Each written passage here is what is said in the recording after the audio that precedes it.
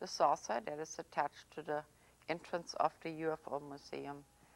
That's what you're looking at this time. So if you get a chance to go there, that would really be great. And because of the time involved in all the very many clips that we have, I believe the next one, oh, we forgot one, I suppose. The next clip that is going to come up is actually the interview with Walter Haut. And he's a gentleman that is part of the people that run the UFO museum, the one that I had to get the release for.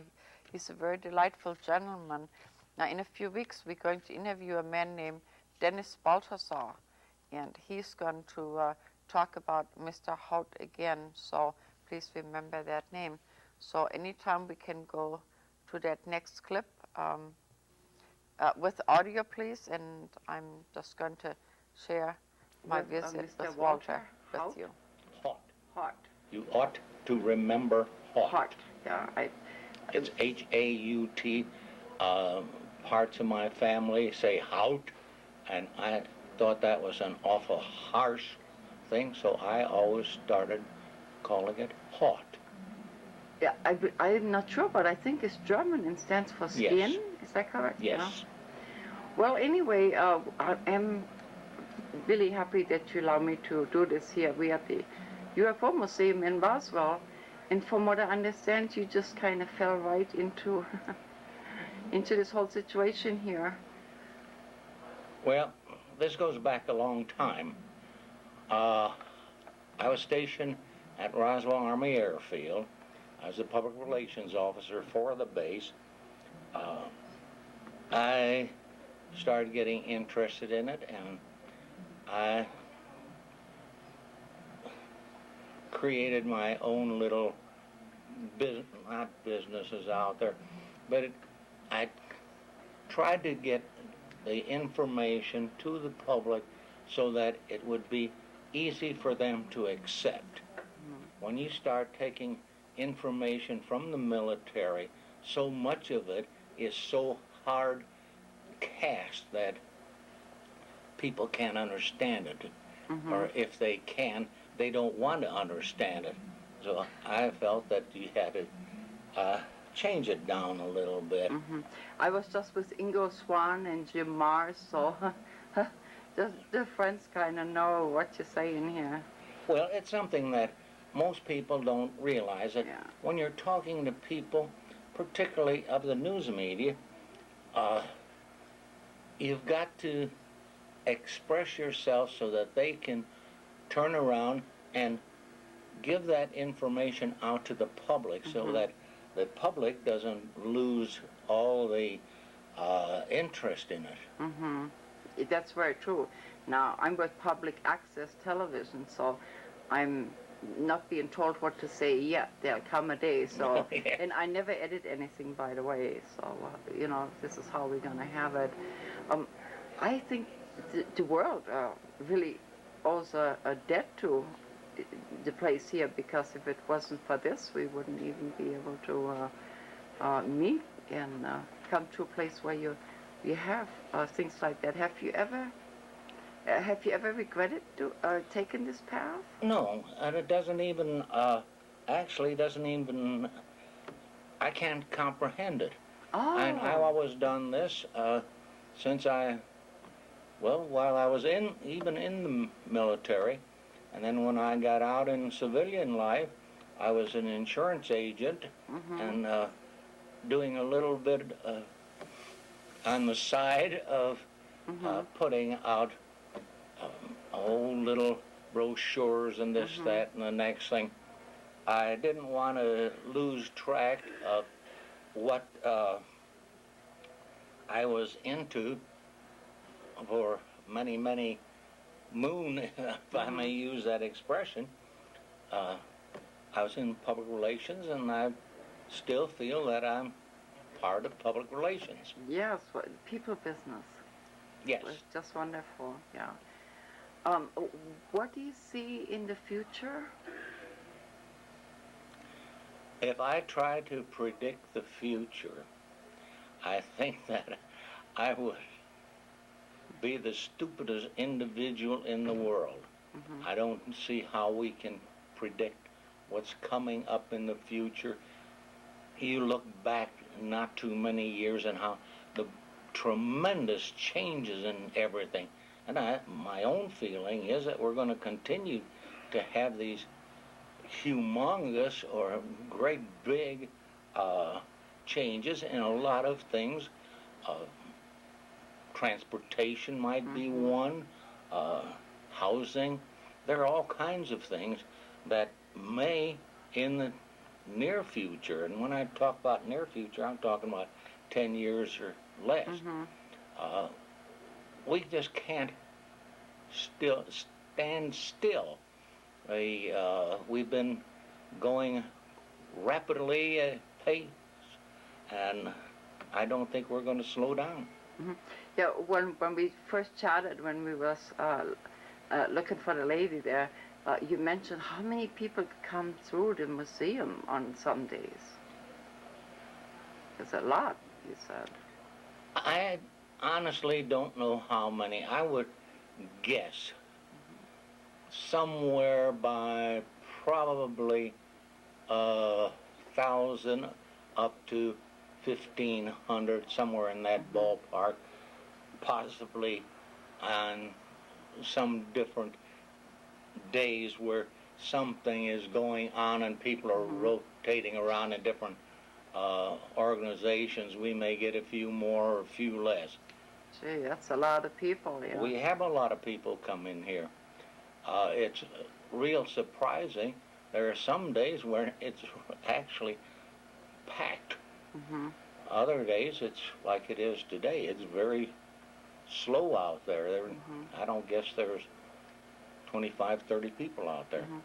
Now, I drive through country, not this trip, but usually with an RV, and it has the UFO hotline telephone number on it. Peter Davenport up in Seattle, Washington, and you'd be amazed how many people just pull you over and just want to either talk or just get stuff off their chest, you know.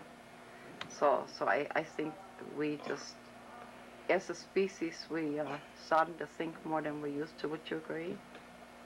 My feeling is that we're talking to each other more and more.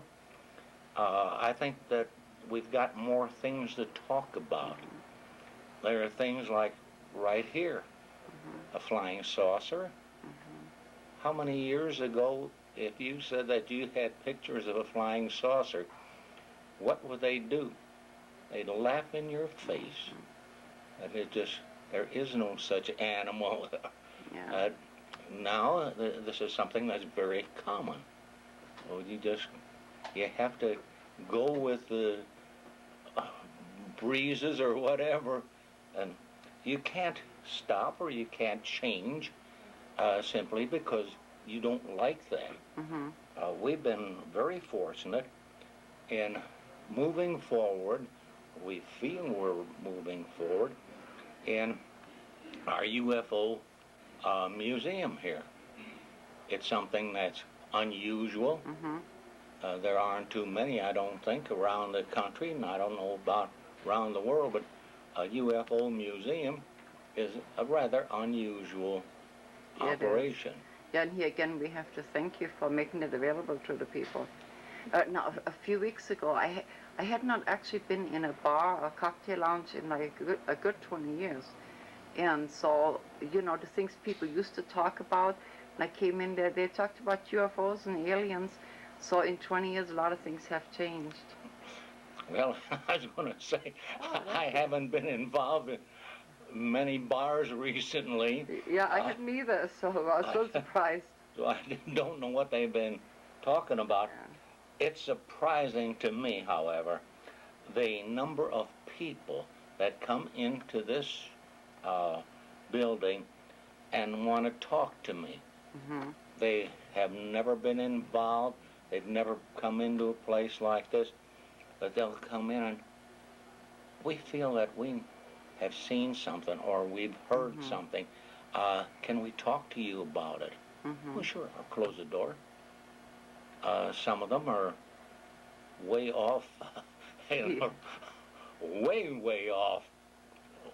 A majority of the people that come in to talk to me are very, very intelligent.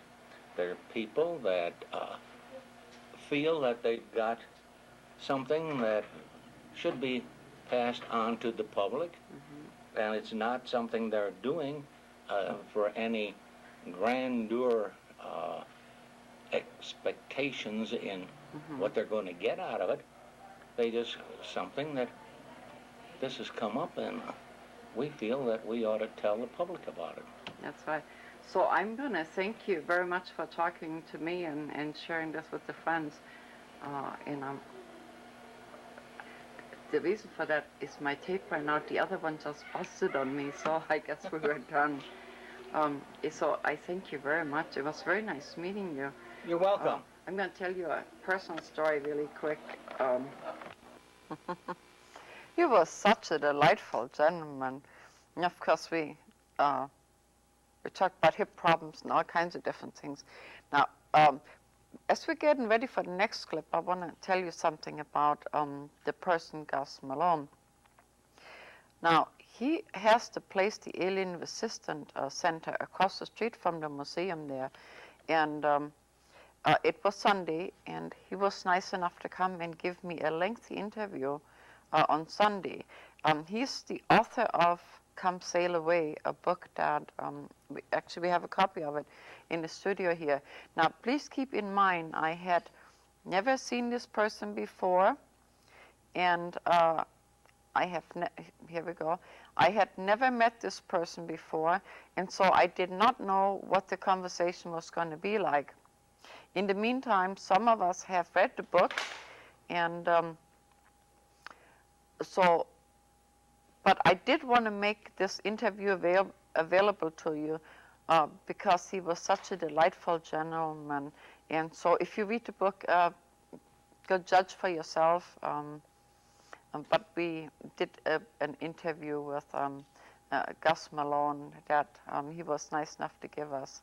And so it's somewhat different than what you usually hear about. And so anytime we're ready for the clip, that would be just fine. And actually, we took an outside picture already, and it's called the Alien Resistance Headquarters, Roswell, NM. And we thought that was interesting, so we came in yesterday, and we met a young man named Guy Malone, and he is the gentleman that allowed us to use his postcard as the opening shot today. And so we came back today, and we're going to just have a little visit here with Mr. Guy Malone. So how are you today? Oh, good. A little tired, but Sunday afternoon. I'd rather be napping right now. Yeah, but Sunday afternoon was good for me because I actually found a parking space. Oh, yeah. That's hard. Yeah. I guess we could start out with some standard conversation, like who are you, how do you get here, and what possesses you to do what it is that you do. Sure. I'm originally from Nashville, Tennessee. Ah. And a little bit after the Heaven's Gate suicide in 1997, I started work on a web page that would eventually become my book, but I did a thesis called, it was Come Sail Away, UFOs, Phenomena in the Bible. And I wrote that sort of as like a counter-cult response or perspective that covers UFOs and the Bible and gives you all the relevant information, but it doesn't lead you to just hop on something and go kill yourself. What I find is a lot of people look to the alien phenomena as as a religion or something like that. And the webpage, it got a lot of traffic, lots of hits, lots of email. And I found out I was spending a lot of time answering people's questions by email, saw how really relevant and hot the topic was. Sort of just I felt the calling, so to speak, to come to Roswell. I didn't know how long I would stay. But I brought my book, the Come Sail Away book, and I wanted to get it placed in all the, standard tourist locations. Yeah, actually we have a copy of it here. Sure. Maybe you could, I can zero this in is on it. Come Sail Away. I don't know how, it's black, so it doesn't always show up well on camera. Yeah, keep it right there so I don't have a glare. Okay. And then I'm going to get a copy, and then I'll actually have one in the studio. What I found was funny when I got here, the UFO Museum wouldn't carry it because it deals with religion, so they wouldn't make it available in their gift store, and that was just a policy they had, and I got over that. But then on the other end of town, the Christian bookstore wouldn't carry it because it deals with UFOs. You know, I really know what you mean, because Yeah. I run into that with my book occasionally too. Yeah, well, it's like the two aren't supposed to meet, or, you know, Yeah. the people or the crowds that are in one or the other don't mix, and they don't like to talk or share these kind of debates or whatever. Kind of sad, isn't it? Yeah. Yeah, I wound up opening, I sort of joke sometimes, I'll say, so just to be a smart aleck, I opened my own place to carry my book. But I did eventually open something, it was around the corner, I just moved here a few weeks ago.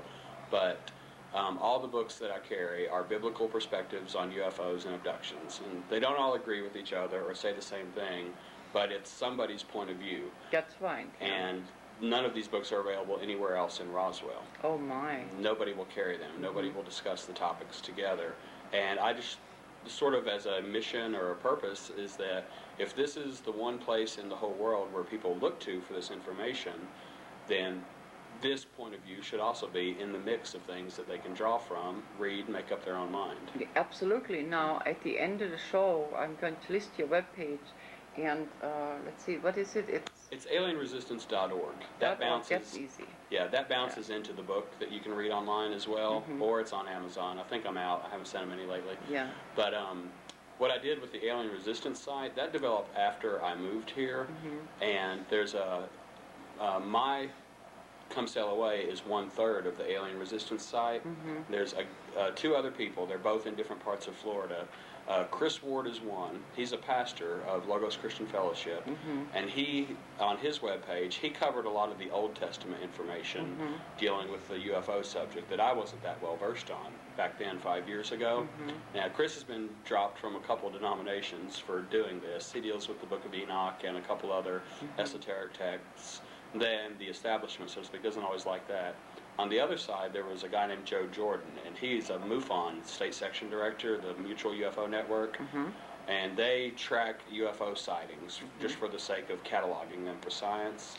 Yeah, that's right. The viewers are familiar with MUFON, of course, MUFON well-known name. Yeah. Well, he came across a case. Him and his partner decided to start investigating abduction phenomenon personally on their own, apart from just UFO sightings in the sky. And over a couple years, he came across a case where someone said they had stopped their abduction in the name of Jesus. They just stopped it in progress. And he didn't really believe that. He's not a religious guy. He sort of just blew it off and rolled around. But as months and more time went by, he got more and more cases like these. And he contacted a few other researchers who told him off the record that they had come across the same thing. They didn't know what to make of it. So he just started publishing within the ufology realm that there are people who claim to have stopped their abduction in Jesus' name. I had heard that. Yeah, we all met at a conference in Florida. Oh, did you? Yeah, and we've talked on the internet a little bit before that, but we finally got together in Florida when I was forming the alienresistance.org, because that's, you know, Roswell. They're the smart guys. They're the researchers. They're the bearded older fellas. And I'm smart enough to know location, location, location is what matters. So I'm here in Roswell, and I put all of our stuff. Obviously, we have 3 very different backgrounds, but we all arrive at more or less the same conclusions. So I put it under one website to bring these point of views to people's attention. And then the store, I kind of do things in reverse, because I said first I had a web page and published it as a book. Most people write a book and then get a web page to promote their book. And then I turned around, I had a web page that gets around 100 hits a day, and I opened a storefront location in Roswell, which more than people come in or more than people buy stuff, they take pictures of the sign or the media comes in, and so I've got a storefront that promotes a web page instead of a web page that sells my product for me. Wonderful. Now let me ask you this. Alien abduction, and I'm looking around here. I'm gonna swing it around here for a minute. On your shelf here, you have quite a selection of books. You have The Pale Horse, for instance, by Cooper. So you have some hardcore material here. And then I picked up one of the books or something, and I saw where you made your personal notes in there. The Ashtar? Actually, it had to do with the Ashtar. And I'm not going to give you my personal opinion on that, you know, publicly. But it was interesting what you wrote in it, because I just had that same discussion with someone else. There's a couple real common points of view on the UFO phenomena that when the church bothers to deal with this topic, one of the popular explanations for UFOs is that there's this thing that people are familiar with from church theology called the rapture of the church, where supposedly before the second coming, Jesus removes born-again Christians from the earth before all the destruction and the stuff in Revelation plays out, and before he returns physically to set up his 1,000-year kingdom on earth. And that's been church theology for 2,000 years. What I've noticed in about the last 20, 25 years, a lot of channelers or seers have started saying that the earth herself is going to eject all of the dogmatic or closed-minded people because they're holding the planet back from evolving as a race. Yeah. And then the New Age and the Age of Aquarius will be established on Earth at that time. So it seems to me like if it were a court of law almost, I say, well, for 2,000 years, the church or the Bible have said it one way, that God is going to remove Christians to protect them from the destruction. And then very recently, just as all this stuff's supposedly about to start happening, a lot of other people are saying that UFOs are going to remove Christians from the earth because we're blocking the progress. And I just think logically, the older argument, the pre-existing argument, would win in just a court of law. So in your opinion, is it a... Well, okay, I'm going to ask you this, and then I'm going to go back in time a little bit. Okay. First of all, is this a Christian issue with you? Is what a Christian issue? Well, from what I'm hearing... UFOs or? Well, I don't know how we got onto... from the books we got onto Ashtar and things like that. What I usually do is I try to stay politically and religiously neutral, but I thought your it's point... hard to do. Yeah. It is. And so I thought, well, we're going to look at it at like that. And from what I hear you say is that you're looking at it specifically from the Christian point of view. Am I hearing you right, or would that include the rest of humankind? No, I have a biblical point of view. Just biblical. Yes, the Christian point of view does not always agree with the biblical point of view. Okay. And the stuff that I have here, I say specifically, it's biblical perspectives on UFOs and abductions. Thank you for clarifying It's that not Christian. You're not going to find these books in a lot of Christian bookstores. Yeah, just like you said, they wouldn't take your books either. Sure. Yeah. And the Genesis 6, the other side of the theology, I'm not as strong on the rapture issue as a lot of people. I think that's a real surface explanation. It's where I started, honestly, with my book, but 5 years of honest, hardcore research. Right. I prefer to start here. People say, well, what is all this about? So what does the Bible say? Is that Genesis 6 teaches that there was a class of angels who were abducting human women. They had a hybrid race on the earth. And the book of Enoch and some of the more Jewish texts, they even specify the types of technology the angels were given to mankind. Now, the book of Enoch, for the friends that's not familiar with that, that's parts of the Bible that have been removed. Right, or left out when they canonized it. One of the main problems, though, with Enoch was when they were putting the Bible together, there were 3 or 4 slightly differing manuscripts. They didn't know which one was the original, if any of the ones they had before them. None of them were in the original language, and they differed slightly, like an adjective here or a sentence here, but the story overall is the same. But the problem, the honest problem, all the conspiracy theory aside, is that if you're going to select a text and say this is the inspired, infallible Word of God, but you got 3 or 4 conflicting manuscripts, well, you have to leave that out. That's one issue with Enoch, but the real issue is the church around 400 A.D., they began what I say is heresy, is a false doctrine. They say that the angels in Genesis 6 weren't really angels at all. They were the sons of Seth and the sons of Cain who weren't supposed to marry with each other. And that doesn't hold up to 5 minutes of study, especially when you read it in the original texts. What the Bible plainly teaches, and it's affirmed in the New Testament as well, is that angels were abducting human women and had a hybrid race on the earth. For the most part, they were wiped out in the flood. Well, I draw the parallel to what people are seeing and reporting today, that supernatural beings abducting human women, hybrid race, introducing technology. Define supernatural for me in your opinion? Sure. Well, I think in general, supernatural is anything that doesn't occur naturally. It requires a willful manipulation of natural substances for supernatural results. For instance, by the most extreme definition, marijuana or drugs are supernatural because they're natural substances that if they grow naturally and if you make paper or if you make rope from the hemp, that's fine. But when you add a sense of sorcery almost or supernatural willful manipulation, when you dry it, you roll it up, and then you apply fire to it and you inhale it, that's not the natural use of that drug. You've added a whole lot to it, and therefore you get supernatural results. You get results that do not occur naturally in nature. And I think there's a lot of that just involved in the sense of the supernatural in general is that you're not dealing with things that are bad in themselves. Like, for instance, a handgun is not bad in itself. Yeah. How you use it the application is up to you. Yeah. Now let's go back to the beginning here for a minute.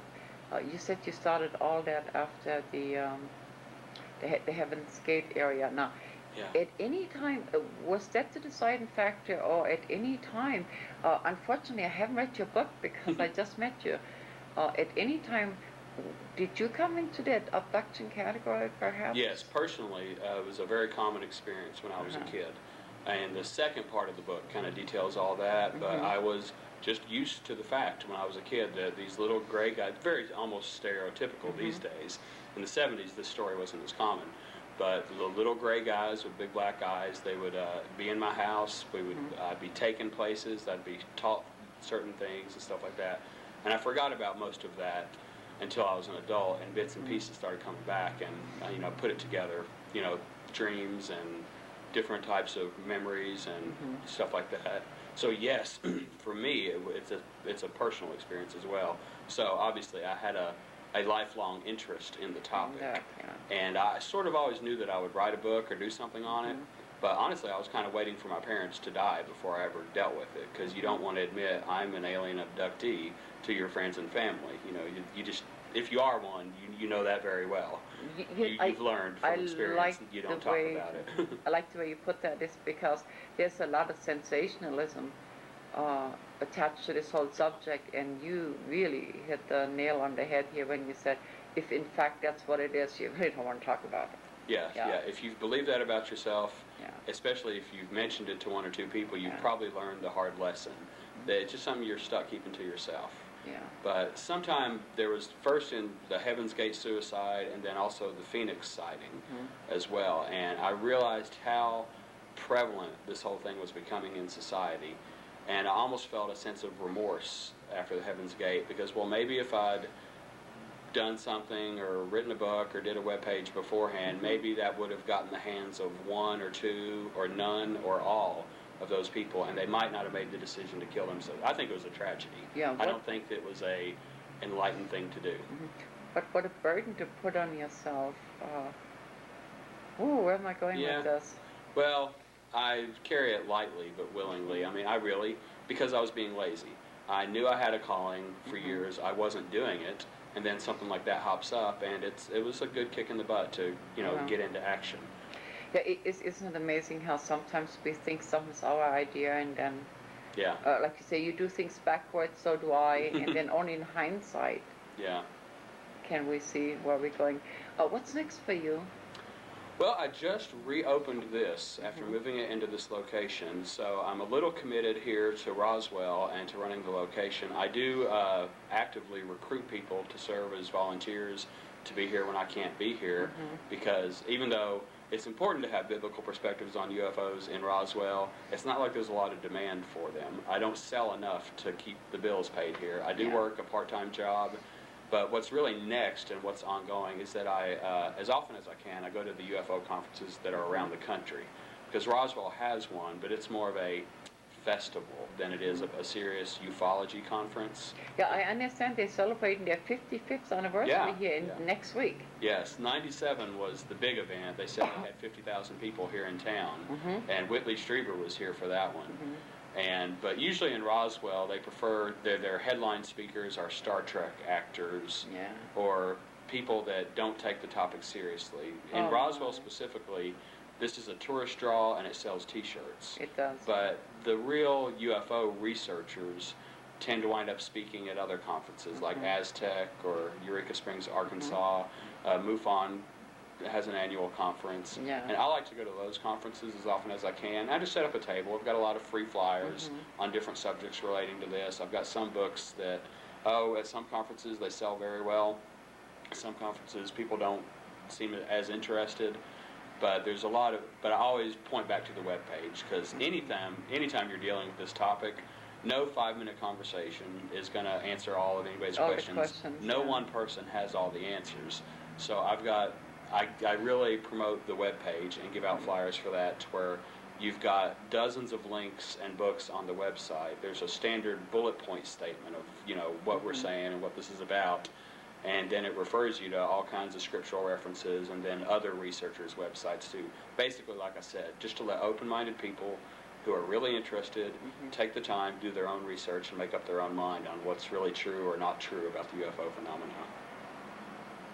Ooh, this might be I'm going to ask it anyway. And you can answer it if you like, and if not, I'll understand. Okay.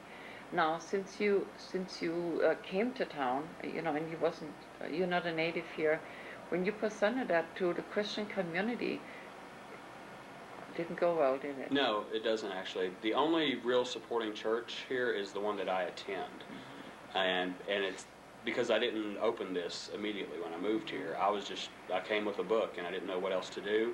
I was here almost a year before I opened the first one. But here in Roswell, well, I'll start broader than that. In the church in general, UFOs is not a topic they want to deal with or talk about, because they don't think they have the answers. They don't think the Bible says anything about the topic. They're wrong, but especially when someone starts saying UFOs and the Bible in the same sentence, that gives 90% of the church the willies on it. Do you suppose people go in fear? Lack of knowledge is all. You graduate from a seminary and you're told certain things. You've done a lot of study. And I think pastors specifically, they're sort of burdened. They're expected to be omniscient. They're expected to know everything about the Bible, and it really puts them in a bad spot when you ask them a question that they can't answer. I hadn't thought of that. Yeah, I mean, I think it's both good and bad, because no one person's going to be able to answer everything, but just because of the position they're in, people look to them to answer everything for them. And if they can't, it's a little embarrassing. Now, you bring that down to Roswell, though. Here, specifically, there's a lot of money made from the UFO phenomena. It brings money and tourism into the town. Therefore, it is good. There's no questions, there's no debates, there's no is it bad or is it good. There's just, it brings money, it's a good thing. Good thing, yeah. And what I found here is that in Roswell, whether a person's a Christian or not only do people not know what the Bible says about the topic, they don't want to know. They don't want anybody telling them that they're making money off of it, and that's all they need to know. One of the things that I sometimes, when I run into people, they say, I don't believe in that, I'm not into it. And occasionally, and I have said on the air, well, okay, like, who cares? Because it's really part of what it is all about. Yeah, you don't have to be into gravity for it to affect your life. That's absolutely right. The more you learn about gravity, the happier your life will be, though. Yeah. If you walk around stupid, not knowing what gravity does, you're going to have a messed up life. You ever regretted having chosen this path? Oh, no, not at all. I mean, in many ways, it is its own reward. I don't get paid to do it. I do it because I'm called to do it. Yeah. I spend a good deal of personal income, both on the rent and utilities here and in travel to the conferences. But related, a lot of people will ask me, especially if I'm going to a UFO conference, they'll say, well, isn't that a hostile environment for a Christian to walk into? And I was like, it could be if you're ignorant and dogmatic in your approach. But what I found at the conferences, and even here in Roswell, is you've got people who are spending hundreds of dollars, they're traveling hundreds of miles to go to these conferences. They're taking their paid vacation because deep down, something in them wants to know the truth behind this phenomena. Either they've seen a UFO, they're an abductee themselves, or they've just got a really strong intellectual curiosity and they're open-minded and want to check out the topic. So if you're there with a table or as a speaker or in whatever capacity you're there as long as you can back up what you're saying, you sound like you know what you're talking about, and you're not fanatic, people receive you really well. And they want to know. And that's what I've experienced is a lot of people, yes, there's a lot of people that don't like what I do. There's a lot of people that don't like me because of what I do. But there's also many people who are very appreciative and who are very encouraging and help me, and they'll support in one way or the other. And then the people themselves, well, I get a lot of email that says, thanks for making this clear to me, or I'd always wondered, I can't find anyone to talk about, or I don't want to talk about it because people think I'm crazy. I thank God I found your webpage, and this is all better for me now. In my travels, I found that sometimes they actually, not sometimes, mostly there are no religious barriers when it comes to the experiences of the people that have actually experienced that. Yeah. What research shows is that 95% of the people that are actual abductees, so to speak, are from a non-Christian background or family. It is actually, and this makes it sound negative, there's not an easier way to say it, but it's usually a door into the occult is already opened into someone's life. Define the word occult for me, They're please. strongly into astrology, Wicca, astral projection, witchcraft of some sorts. And because what I found is that just like the name of Jesus stops abductions usually in their tracks from a Christian, if a Christian has the authority, the Christian person themselves, they don't have the experiences near as often as the rest of the world. Therefore, it's not real to them, and it's not a problem that they have to address, either in their pulpit or in their lives. Would you define the word occult from your perspective, please? Yeah, just, well, I'll define the word cult first, I think, is because Christianity is a cult. I belong to a cult. The word cult simply means following of a certain dogma, belief or person, and then the preposition, when you say the word occult, it means anything that would be opposed to that cult's belief. So in the real loose and technical definition, I think in modern English, and the way I used it in that sentence, is that because Christianity has had a strong hold in Americana culture, a cult is defined as anything that is opposite of the basic tenets of Christianity, such as receiving insights or power from anything other than Jesus, the Holy Spirit, or the Bible. Now, the definition in the dictionary of occult is that it is hidden, that is unknown. Hidden or unknown? And it's neither good nor bad, it just is. Hidden or unknown? Yeah, hidden or unknown, so it's not one or the other. I just want to clarify that. Okay. Because sometimes a word makes all the difference, and I want to make sure that we understood what you said. Yeah. Well, I've got 5 minutes left here, so actually, I think I'm going to, I don't know if we'll be back to Roswell, if you would want to keep in touch. Oh, sure. You gave me your card. We've got each other's web pages, and do you keep a mailing list going? Or let people know when you're... Well, sometimes, yeah. And I appreciate you being here in the capacity that you are for the friends that needed to hear that side of it. Oh, thanks. And it's a Sunday, so I thank you very much. And I hope you have a lot of success and a good life, and I'm glad that you found a way to work around some of the dilemma that some of the abductees run into. Yeah, it does tend to...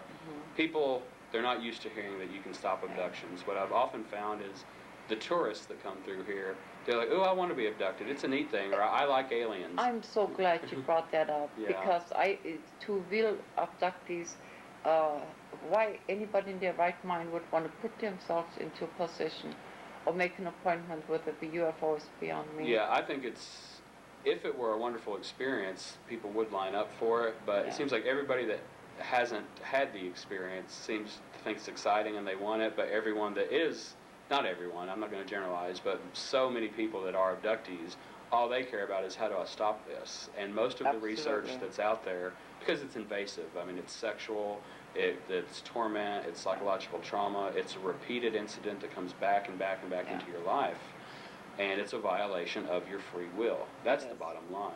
Now, a lot of people have, I think they've actually kind of played into what some people call the Stockholm syndrome, like Patty Hearst, where they actually join the side of their captors or their abductors, or it's just part of the very human process of dealing with emotional trauma, is that you begin to take a positive view of it because you don't want to believe something negative about yourself. Absolutely. It's part of the healing thing. And there's, what some researchers have uncovered is people that have some of the really wonderful experiences that they'll talk about, they'll hypnotize them again or go further or deeper. They find out that they've got these screensaver memories. That once you get past the post-hypnotic suggestion, it gets real ugly. It gets real ugly. And people are really glad that are experiencers. And they may not agree with the religion or the dogma or anything here, but if you have, there's 24 testimonies on the webpage of people that have stopped their abduction in the name of Jesus. To me, that in itself lends itself to the idea that it's not an extraterrestrial phenomenon, but it's spiritual. I got 2 minutes. Now, I'm going to put my opinion here for a minute. To me, extraterrestrial means anything that is not of this earth. I agree, and yes. to me, angels are extraterrestrial. Yes, they are. And there's a lot of extraterrestrials in the Bible, not born or living on earth. Absolutely. Okay, I'm getting a thing here that tells me our tape is out. And again, I thank you for a very informative conversation. It's been good. And we'll stay in touch. Thanks. Right on. Bye. God bless. Bye-bye. Actually, I've been calling him Gus for weeks now, but his correct name is Guy Malone, and he was a delightful young man with a different view than some of us have. And that kind of gives me an opening here.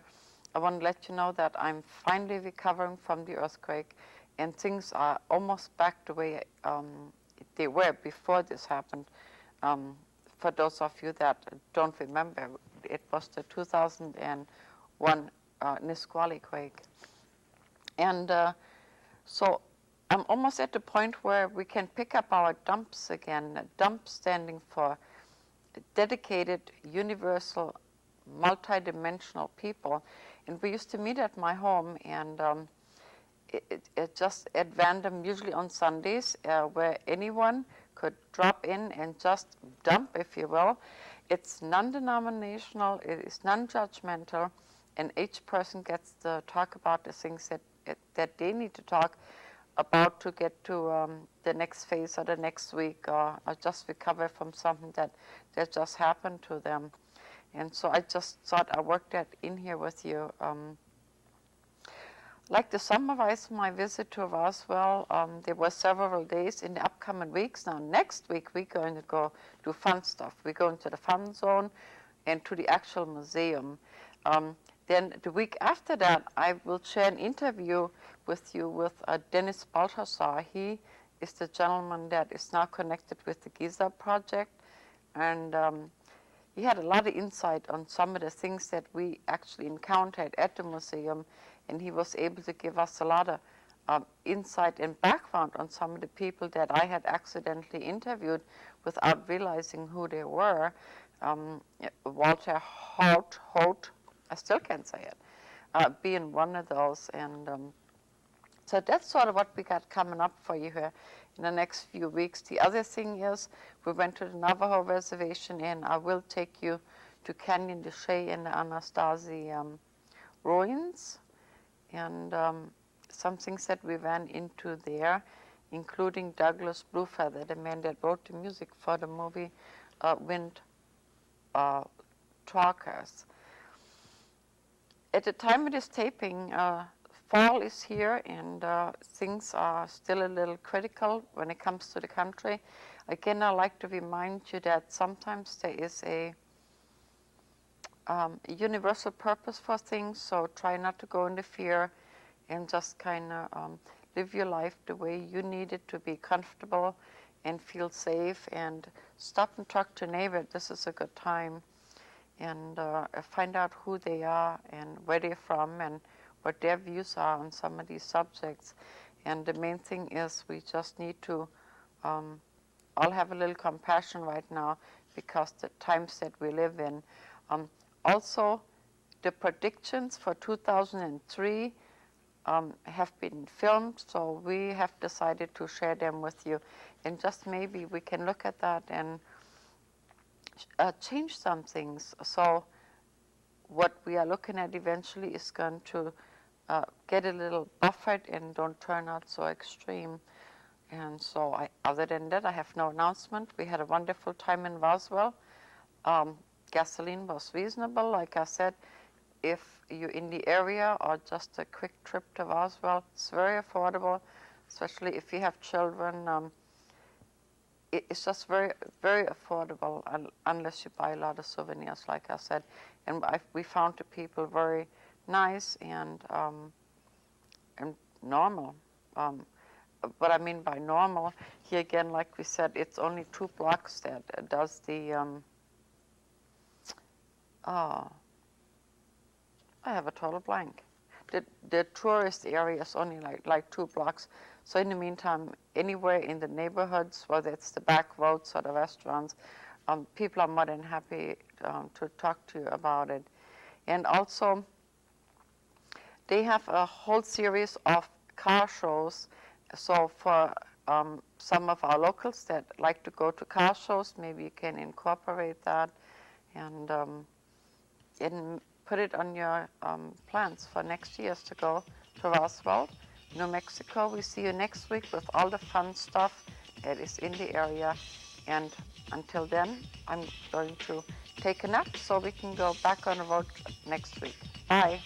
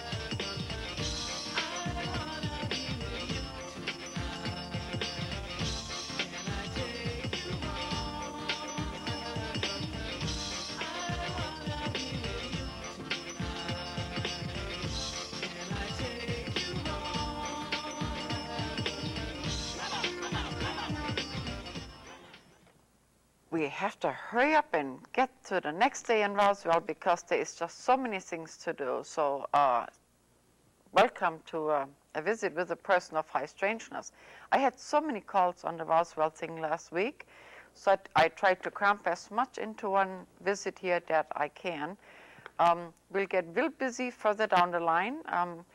You can stay with me and the tour that I'm giving with you, or if you get sidetracked and don't have time to say goodbye today, that is fine with me. So grab your alien hat and let's set up for the clips and just go right through and have some fun in Roswell, New Mexico.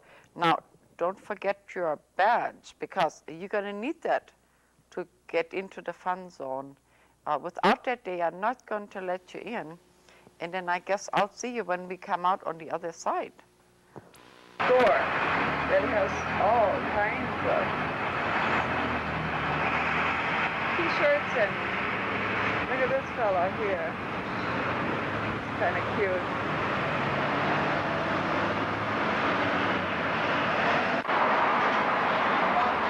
It's just wonderful how they have two displays here in the windows. So we're going to take you inside and show you some of the things that we have on the inside. So if you are looking for t-shirts, there are t-shirts and more t-shirts. Wonderful things on the ceiling. The decor is absolutely fantastic. Is this really worth stopping in here? It's on the main street and quite a few restaurants and things are in the area. So we're going to, hang on a minute. And this would be one of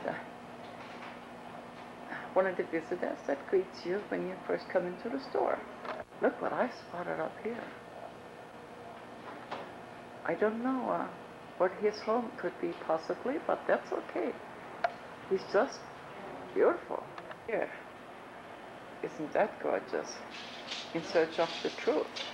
Over here, of course, we know where Mulder and Scully got their equipment. They probably came right here and got it. Fellow with lots of brain power. And then, of course, some people think that Roswell had been invaded at one time. Well, I think they all came right here. Uh-oh, I was right. They came right here and they got caught. My goodness, look at the fellow. He didn't do so well. He must be related to the dummy. And then here we have a whole family looking down. And of course they're watching what they have done to their member down here on the floor. It's a tarantula of some kind. Oh my. He's going to give us directions to go to the next zone. Of course, on the way here I did get my pass in order to go into this restricted area. So just come along. And then this is the first thing you come in. Oh my. Let's see if I can come. He doesn't have a... Oh my goodness, he's a resident alien. That's what it says. Right there. We start. I suppose we start at the craft. And then go over and take a look at this chemical analysis right here. Now for those of you that have a weak stomach, this might not be the thing to do. This is the autopsy lab. And there you have it. I'm going to zero in on all the jaws over his head. And these are all the displays that they have here. And then if you go over here, I suppose it's the schoolroom. And in the tube, I'm gonna, here it says the first, and this is a biological analysis. Oh my. Control panel on the inside of the craft. that I showed you just a while ago. And it's actually kind of big. It would hold quite a few people. We're approaching the 4th of July, so I guess he just made himself a home. Nourishment analysis is what the sign up here says.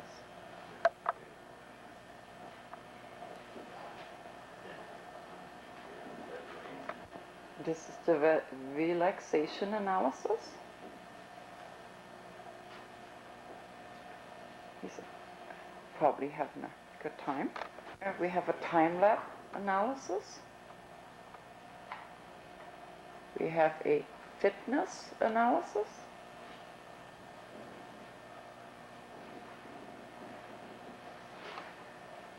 And here's one of the friends on his motorcycle. How utterly cool. Jim Clarkson is going to like this one. It's the alcoholic analysis. Not because of the alcohol itself so much, but rather he had told us on one of the shows that he hangs out at the cafe across the street. I'm going to take you there in a little while. So I would almost assume this to be Jim Clarkson's favorite place. Education here, and our friend here, that's what he's doing. And here's one in suspension. It is called the pressure analysis.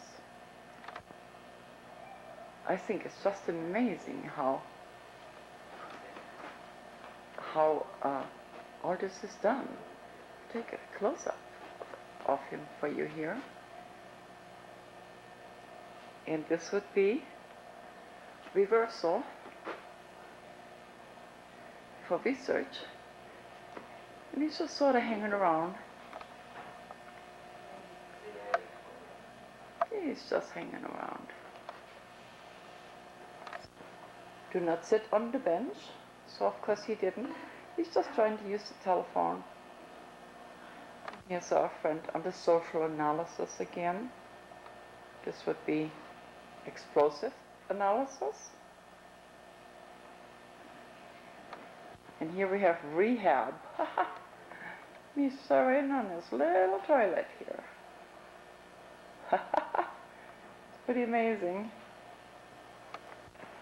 Dexterity analysis. And then here we have Area 51. You come around the corner here. And more equipment in the dark there. And here we have another one.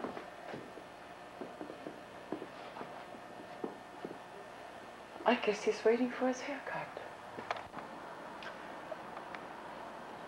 I think the wonderful things these people have done here is really worth a visit. The museum is all factual, and this is fun, total fun. I actually went into this accidentally, and as you know, sometimes accidental experiences are much better than those that we plan, and this was not planned. So I'm just so excited that I can show you all this here. Oh my goodness. What a wonderful place. The alien zone in Roswell, New Mexico. And I'm just overwhelmed. They have done such a good job on this. But then who am I? You be the judge.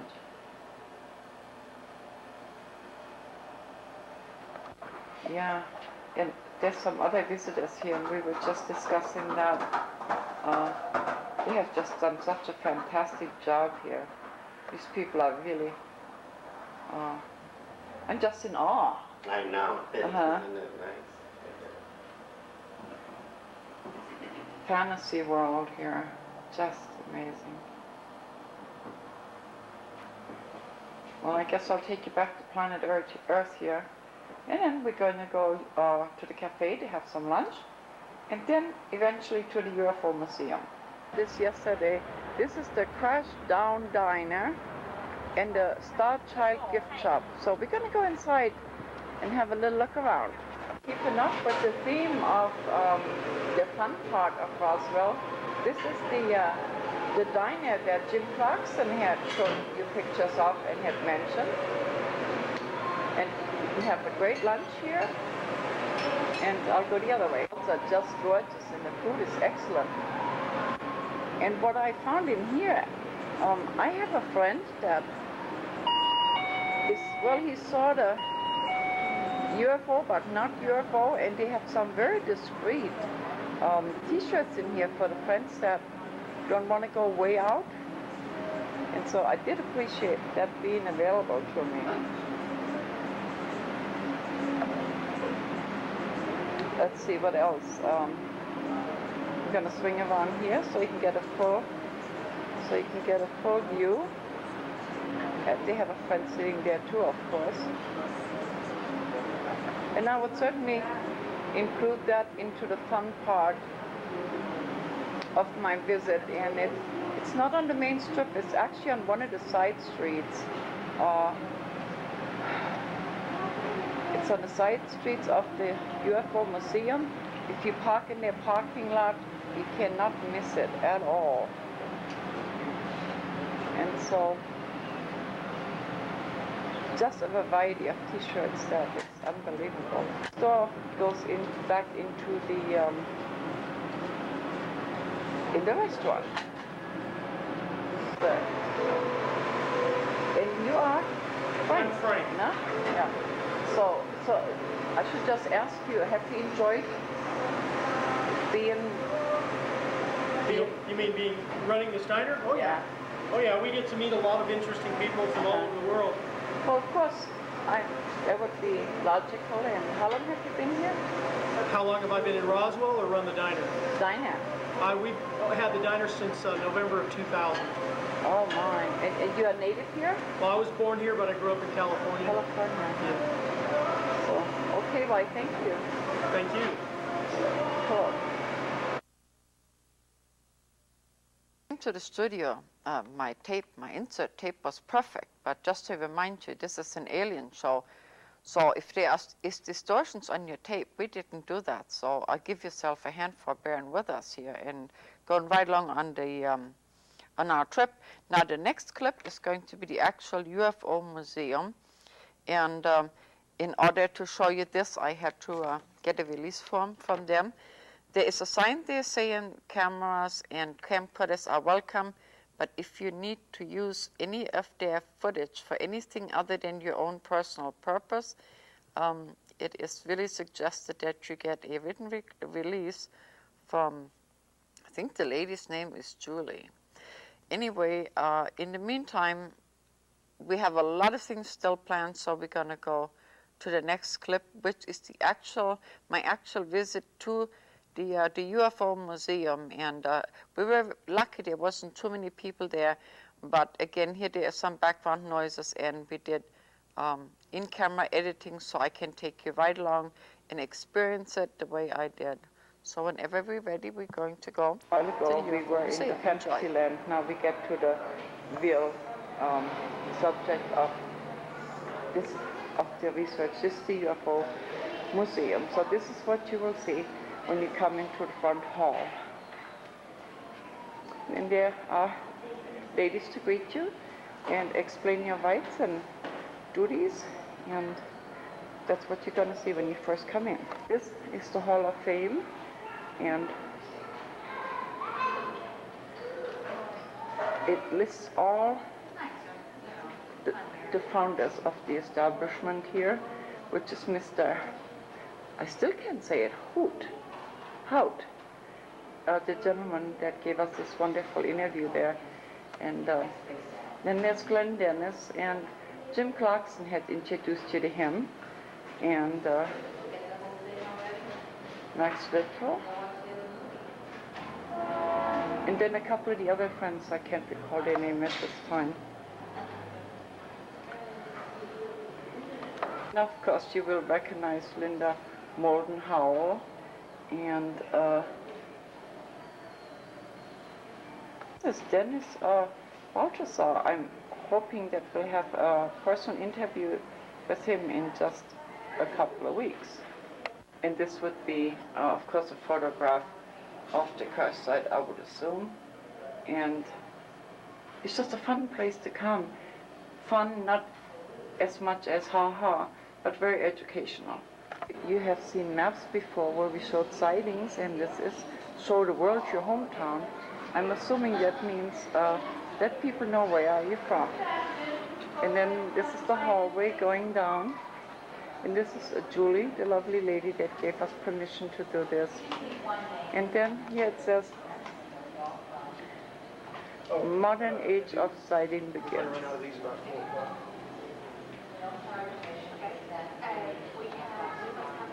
And just all documented information about the actual crash. Here this shows you some of the actual aircraft that were flown in those days. I'm going to zero in on this. This would have been the crew of one of the people that were in operation here.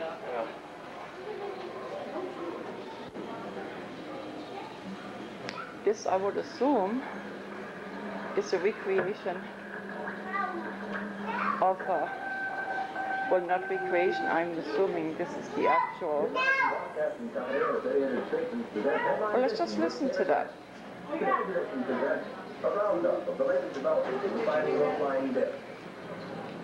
Late this afternoon, a bulletin from New Mexico suggested that the widely publicized mystery of the flying saucers may soon be solved. Army Air Force officers reported that one of the strange discs had been found and inspected sometime last week. Our correspondents in Los Angeles and Chicago have been in contact with Army officials endeavoring to obtain all possible late information. Joe Wilson reports to us now from Chicago. The Army may be getting to the bottom of all this talk about the so-called flying saucers. As a matter of fact, the 509th Atomic Bomb Group headquarters at Roswell, New Mexico, reports that it has received one of the discs which landed on a ranch outside Roswell. The disc landed at a ranch at Corona, New Mexico, and the rancher turned it over to the Air Force. Rancher W.W. Brazil was the man who discovered the saucer. Colonel William Blanchard of the Roswell Air Base refuses to give details of what the flying disc looks like. In Fort Worth, Texas, where the object was first sent, Brigadier General Roger Ramey says that it is being shipped by air to the AAF Research Center at Wright Field, Ohio. A few moments ago, I talked to officials at Wright Field, and they declared that they expect the so-called flying saucer to be delivered there, but that it hasn't arrived as yet. So, and I would assume that was the,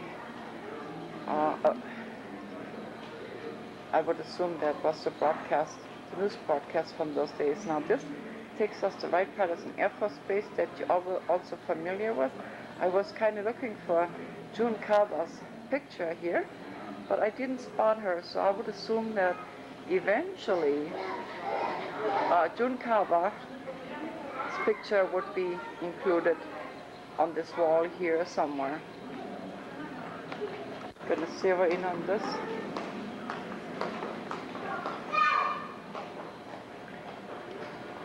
It is said that actually I'm going to read it to you what it says. It is the replica of what one of the pieces that June Carver had handled right at the Air Force Base there. So they'll give you an idea what it could have looked like. Then you have a whole corner to the great cover-up. And they are all documents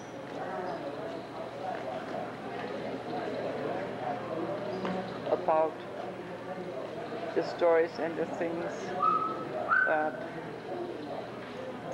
of course, they said did not happen. Then over here, this is actually the dummy, and there's a gentleman standing there, so you can see the size. The size, I don't know how tall this man is, but that is what eventually they said would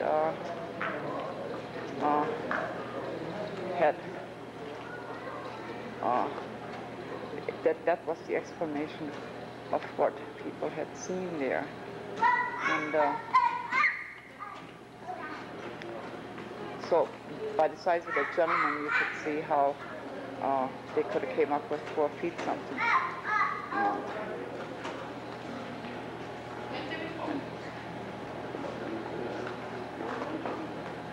And then here,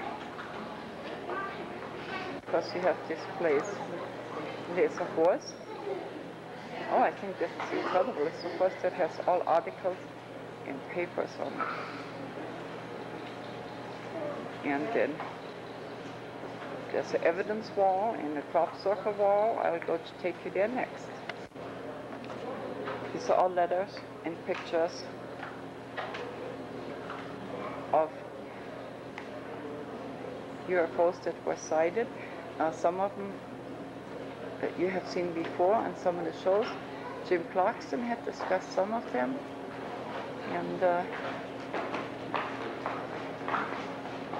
then, of course, we have shown them to you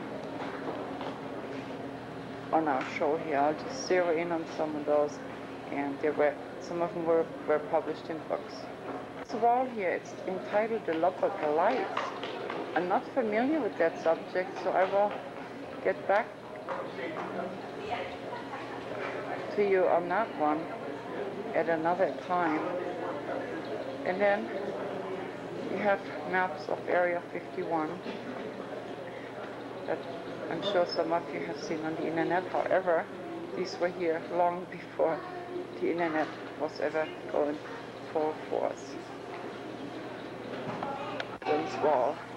Just going to take you to just a minute ago.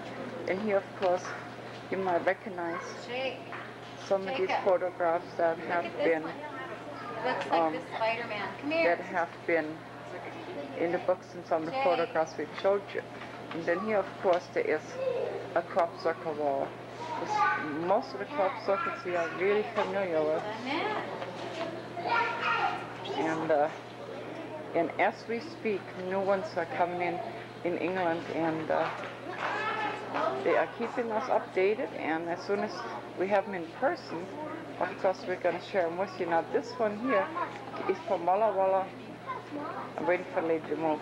This one here is from Walla Walla, Washington, and we've shared that with you. And from a distance, it really looks like a head. And I can't remember the year it came in, but we had shown that to you before. And so here is a whole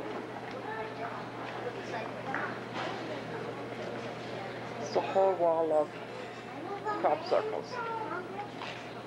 Then you have ancient cultures. You're not in my way, that's fine. And extraterrestrial life forms. Not zeroing on that for you a little bit here. Maybe not. The best thing for you to do is actually to come down here and look at all of that, because it's just too much to cover in a 1-hour show. This wall is entitled Roswell, the 1996 metal fragment incident, and I'll zero in on that for you. And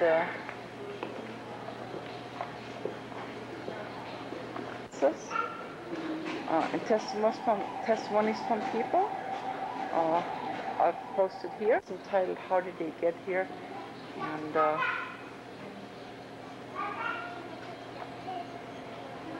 this is the prop that was. I'm trying to get a picture of this dummy, so we'll just wait just a minute here. Yeah, this is evidently a very popular exhibit. And this of course was a prop for the movie Roswell, and the executive producer was Paul Davis, and then donated it to the museum and the research center. And so I'm really happy to be able to share that with you.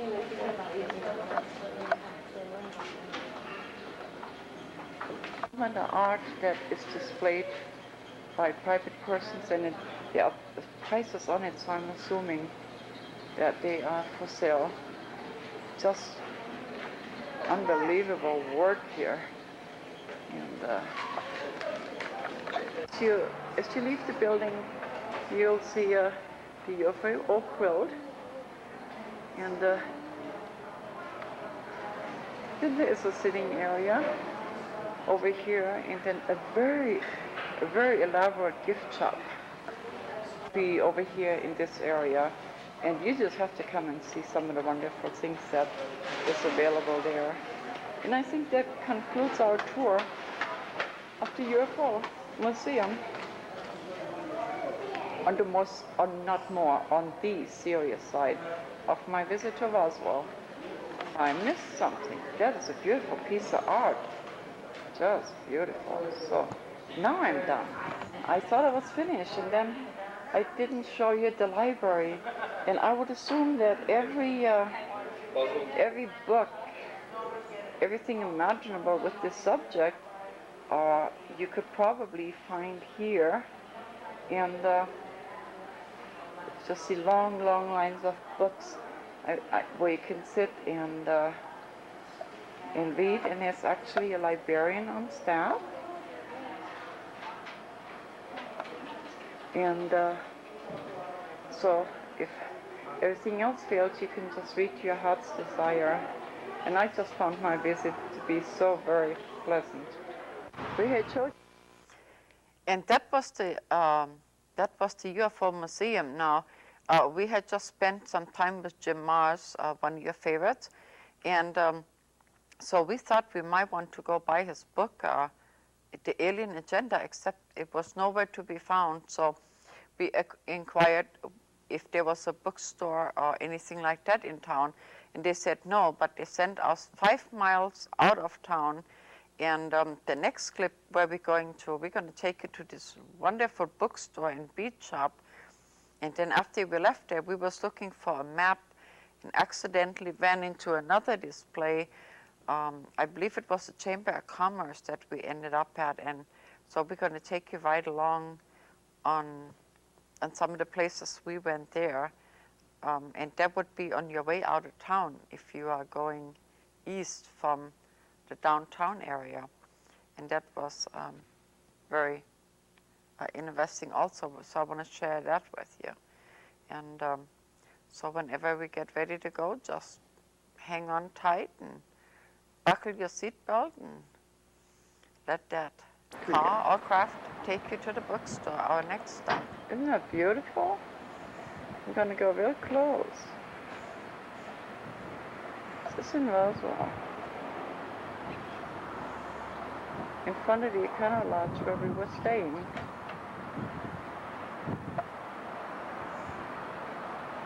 It's a bloom, but it's not. It's a nut. I'm going to bring it in. Try that. How weird, huh? It's a Roswell thing. Yeah. Go ahead.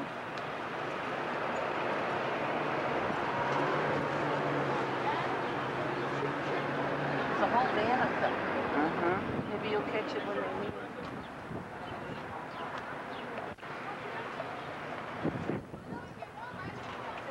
That is so cute. Walmart. I would choose one that's good. What if you choose the worst one here? Wow. How cool. And I know it's the 47. Take a look. It's on the license plate. The next one's more crashed all over the man's yard. Believe it or not. Here we are, Happy Jack's Trading Post on Dayflower Road and book exchange. So a lady was really excited and she's going to come see me tonight. The antique and bead shop that we ran into when we was looking for the bookstore. And so we're going to share that with you too. So when you first come in here, oh man, we got stuff here. I mean, beads. Let me show you some of these beads. Just so colorful. Every bead you can imagine is here.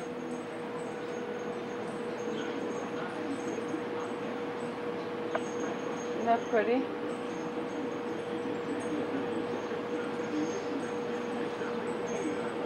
And then over here,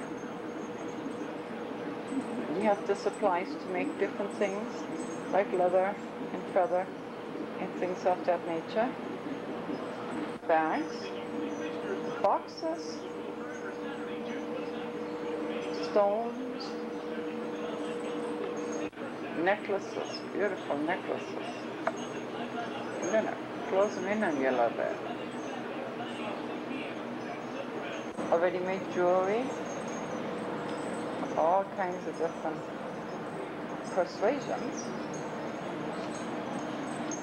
That white thing you see on the screen here, that's a light reflecting. And then I would assume we're going to ask, I think they make their own jewelry. Product looks like that. They are loose beads. Beautiful beads. Lisa would like that. Lots of earrings, long earrings. Beautiful earrings. Some of these are already finished. A couple of beautiful pieces. I'll walk around here so you can see the front of this particular piece. It's gorgeous, even though the beads are very little. And then this is part of the antique shop. Then in the back here is the bookstore, and we will go back there here in just a minute. And that's part of the antique shop. Then here you have paintings. That's for sale. And here's the bookstore. As far as you can see, books, books, books. Came in here to buy some of Ingo Swan's books, which is kind of funny, given we've just spent the whole week with him, and all of a sudden we discovered he's a wonderful writer. And so we're buying up everything we can get our hands on. And for the viewers here, for the friends, Ingo Swan's books are going out of production. And from what we understand online, they would cost close to $300. So that's kind of what we're doing here. Just books, books, books. We even got a JC Knight up here. Always we have a noise, and the noise is actually a fan, but it's 100 degrees everywhere we go, so of course there are fans everywhere we go. Just a wonderful selection here. And then we go this way, and then of course the gift shop is down here in this area here. And that kind of concludes our tour here, I think. Yeah, takes care of books. Uh-huh. And your name? Alice Johnson. Hi Alice, how are you? Have you been doing this for a long time? About 33 years. That's a while. Yeah, so no wonder you know where every book was. Yeah. Working with them, you keep up with them. Mm-hmm. Now, because Roswell is the UFO capital, people come in here looking for certain books like we did, maybe? Yeah. They do? All the time. Yeah, so. We pick up a lot of highway trade. Yeah, well, that's good. You have wonderful things in here. Thank you. And so maybe we'll see you again another time, and thank you for talking to us today. Thank you. Oh, I didn't see these a while ago. Look at these beautiful. I missed them. Just beautiful. Now we're actually back in the beach shop here. So wonderful.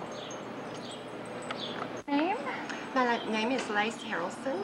Hello, how are you? I'm doing very well. I asked the lady in the bookstore how long you've been here, and she said 30 years. Mm-hmm. Long time, huh? A long time. Yeah.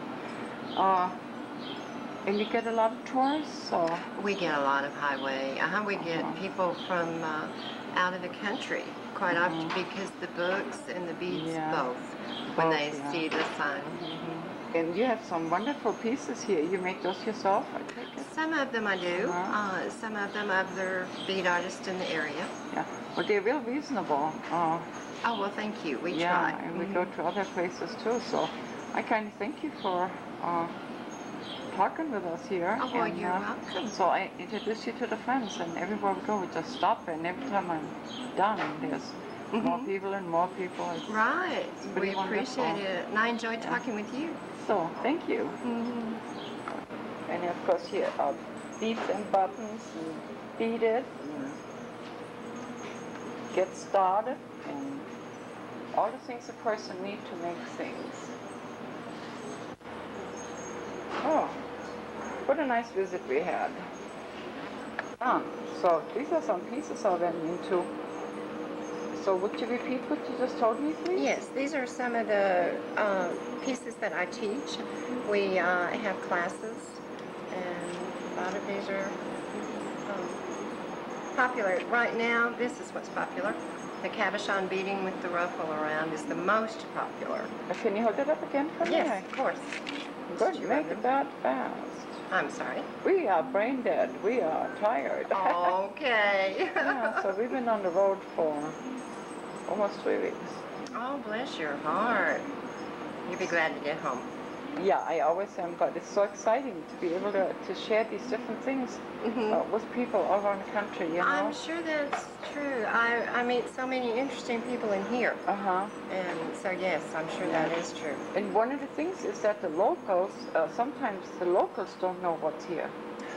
That is true. Yes, I might not know as much if I didn't have so many people asking me. Yeah. It's like where I live, you know, when we go on these travel shows, people are really excited about the stories. And then one day I thought, well, I'm going to do one about where we live. And it was amazing how people had no clue what was in our downtown area. You go somewhere else to see things. Yeah, and so then, of course, they went to other parts of the country and they got to enjoy our little town. But it's not so little anymore, but so it's a give and take, and it's wonderful. Why, thank you. Well, you're welcome. So yes, maybe, I know some of the men at the museum come out and buy books and things, so I talk with them. But yeah, I wouldn't know how much was here. Well, I have an interview with Dennis Balthasar tomorrow. He was out of town, so that's what I'm waiting for. Yes, that would be interesting. Yeah, but we're going to do a different spin. In fact, I can set up for that show now. We're going to talk about ufology and how it fits in with the studies of the pyramids. Oh. And because most of us, you know, there's only so many stories you can tell about the crash. Right. And so what I found, there is so many people that go into other areas of the subject from different angles, and it's all connected. Yeah. I was listening to something about that on the radio probably last week on one of the talk shows. Can't think of his name. Art Bell. No. He's written several UFO books. It was one of the Whitney Strieber. Yes. And he had a guest. Was about the pyramids. Well, it might have been the same person then. Maybe. Maybe. Probably so, yeah. Now, you have a young man in your town, and his place is called Alien Resistance. It's straight across from the UFO Museum, and I interviewed him, and he was talking about aliens from a biblical point of view, and it was in how the Christian setting fits into this. And it was so interesting because he told me he's getting a lot of resistance from some of the churches here. But what he had to say was so valuable because he's putting another spin, and it's something there for everybody, you know. I've read about him in the paper, but I've not been in there. Yeah, I liked him a lot. I found no falsehoods with him. He's very sincere, so if anyone ever comes to here, you might direct him that way. Yes, I sure they will. We looked at the interview at the hotel last night. We bought a VCR so we could see it, and he was very delightful. And I wish I could get your program here. I think that would be neat. Well, if I get your address, I'm going to send you some of the shows. Oh, wonderful. You certainly can. And they do have, I believe, 4 copies at the UFO Museum. Okay, I would like to see. Yeah, yes, so what you're talking about. So maybe we're done now. Cool. People accidentally here, like always. Yeah. Now we are within Roswell city limits. Bureau of Land Management. And there is this wonderful Madonna there. And especially caught my eye. Now, not only that, originally we had came in here looking for maps of New Mexico. That's how we ended up here. And what we found was all these wonderful stones that are on display here. And as you can see, I'm gonna zero in on these. These are the displays of most of the minerals, I suppose, that you can find in this area. And there I am filming. Huh. Sorry about that. I'll go over my head here. How's that?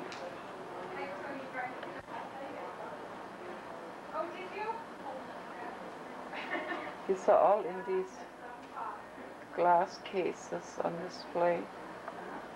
They are bones from an imperial mammoth, for instance.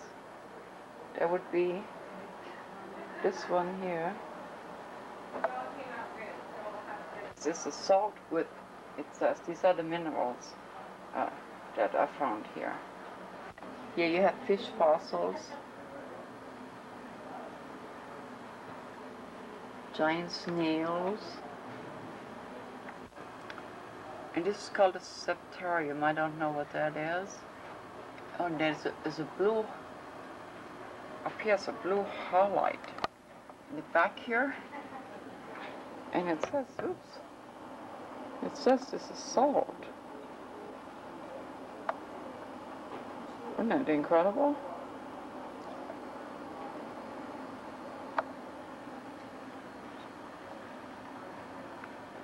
And then there is something back here.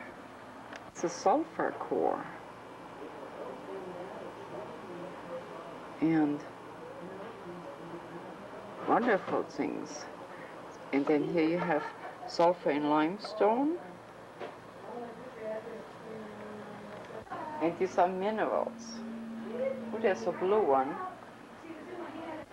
Comes from the Blanchard mine in Bingham, New Mexico. Ew, it's just awesome. And then up here you have an oyster fossil. Let me see if I can show you that.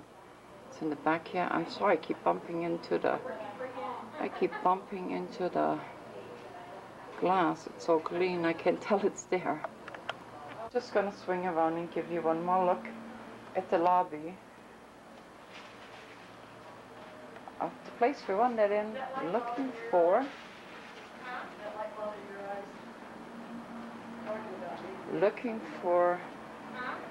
a map. Isn't this a beauty here? Wow, it's really large. And then of course the ladies was nice enough to dig me out an old Roswell magazine that comes from the Chamber of Commerce. And then these are granular and sulfurs and different things like that. Gives you instructions. It said all buildings have increased security. And that's a good idea, I think. So thank you for sharing this part of our visit with us. Well, and that was the day that we had, and we started out just running and just talking really quick, and as you can see, it was a lot of things we had to do, so therefore I think we're winding down and we're getting a little tired here. Now, when you go to those places, make sure you don't forget your special agent patches here. You actually purchase them, and then they are also your entrance ticket into some of these places that you go to. One of the other things that really impressed me about Roswell is that people did not discriminate. Anywhere you went, you could smoke. People were friendly and they wanted to talk. And we ran into very many different languages because people are coming from all over the world. And it was a real enjoyable visit that we all had. And the souvenirs, the way it is set up, it is not really more expensive in one place than it is the other. So whether you go to Kmart or downtown, I think that you have a much better selection with the locals, and that of course supports their economy. I don't know where the airports are. I really don't know where you would have to fly into. But if you have a car available, just jump in it, grab the kids, and go to the fun zone, and look at some of the things that these people put together. The art is from other places, I would assume, and like I was telling you when we were there at the museum, that they are probably for sale. Also in the clip from the museum, that was the actual broadcast of what was broadcasted right after the crash happened in 1947, and they preserved that, and I thought I really appreciated how they had gotten these things from all around the world to put this all together in a place like that. And it's just a place for people of like mind to come. It is interesting. It's a wonderful trip. And from there, we left and went to the Navajo Reservation, and we're going to share that with you here just in a week or two. So I don't know how we are for time. Oh, we got a lot of time. Do we have another clip anywhere? Only 5 minutes? Can you talk to me for a minute here? Oh, there's another 4-minute clip now, but that's the closing. Somewhere along the line, now let's stop here and talk about this. When I put this show together, there were so many clips that we would have hardly had time to talk in between. And then I noticed how everything was so fuzzy on the bottom there, and that was not there when I came to the studio. So, something happened to the tape, I would assume. And of course, that's not unusual to happen sometimes. But in the meantime, let me show you some things here. This is a little shell motorcycle that someone brought me here not too long ago, and it's a little alien. Did not come from Roswell, however, but I wanted to show that to you. I've had it on the shows a few times, but we never had enough time to actually show it to you. And then, of course, T-shirts. They have many, many T-shirts that you can get from everywhere. And the surprising thing was, as you know, I have a lot of grandchildren, so they had alien shirts. And I was kind of concerned that maybe the schools would say something about the children wearing them, but evidently that has not happened. And I also like to remind you that if you get on a plane, to take the film and mail it to you so it does not get disturbed, and you end up with footage very much like what we had. Some of the other things you can find a lot of. It's like trinkets like this, and little driver's licenses, and credit card, alien credit cards, glasses, doormats, you name it. Everything was there. Now the diner that we had taken you to for lunch, one of the things I appreciated about that, the menu was all set up in like alien lunch.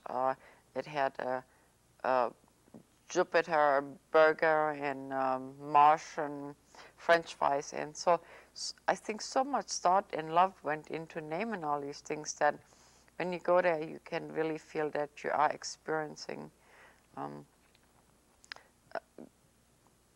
going as close as you can into that Star Trek era. Guy Malone had said that a lot of the speakers was movie-type people speakers, and I don't agree with that, because a lot of the people that do come to the museum, they are actual people that were present in 1947. In fact, some of them told me that it was kind of sad that they did not preserve the hangar and some of the other things, because it is really important now in the historic setup of this country. The only thing that was preserved, that is my understanding, was the radio station that I showed you, and some kind of way they were able to capture the broadcast that you heard on that very first clip. Mr. Balthasar is the person that transported the dummy that you saw. I expected it to be rather short, but the size of a gray, which would be 4 feet, 2 or 3. In reality, it is almost 6 feet tall, and he is going to tell us next week the trouble that he ran into when he was transporting it. I believe it was from Oklahoma into the museum, so that's something we have to look forward to there also. And fall is upon us, and this is only October, but everything is in the stores for Christmas already. Spend wisely. The country is still somewhat in crisis, and if you can, a gift certificate for some of the Roswell aliens, they are available on the internet. And I don't think I'm supposed to tell you that because that would make it commercialized. That's not my intent. It's just that some of us are always looking for bargains, and that would be a wonderful way to incorporate a trip, a shopping trip, to meet people, to learn something, and to just have some plain fun. And I'm out of steam. I'm going to catch the bus and go home because I am just out of steam. My camera people are just laughing at me, but that's okay. It was a long day at Roswell, New Mexico, so maybe we can wind that up if we could, please. Is there any way I can wind up now? Because we've got to go to the caves over here on the Navajo reservation.